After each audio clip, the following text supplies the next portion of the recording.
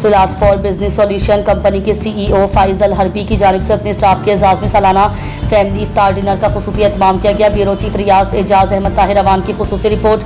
रियाज में रोज़ाना की बुनियाद पर इफ्तार और सहूर की तकरीबात का सिलसिला बनोस जारी है। गुज़िश्ता शब सिलात कंपनी के CEO फाइजल हरबी की जानिब से मुकामी बुर्जुल हमाम रेस्टोरेंट में अपने स्टाफ के एजाज़ में सालाना फैमिली इफ्तार डिनर का खुसूसी एहतमाम किया गया, जिसमें पाकिस्तानी, सऊदी, श्रीलंका, बांग्लादेश, मिस्र, सूडान और दीगर शहरियत रखने वालों की कसीर तादाद ने शिरकत की। इस मौके पर कंपनी के CEO फाइजल हरबी अपने स्टाफ के साथ घुल मिल गए और सबने मिलकर सालाना फैमिली इफ्तार डिनर से खूब इंजॉय भी किया। इस मौके पर बच्चों की दिलचस्पी के लिए कीमती तोहफे भी रखे गए थे और तमाम बच्चों ने भी खूब इंजॉय किया।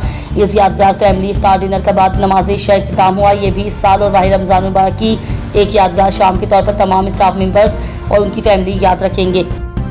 वफाकी वज़ीर सेहत सैयद मुस्तफ़ा कमाल का पिम्स हस्पताल का अचानक दौरा। अपने दौरे के दौरान हस्पताल के मुख्तलिफ शोबों और मौजूदा कारकर्दगी का भी जायज़ा लिया।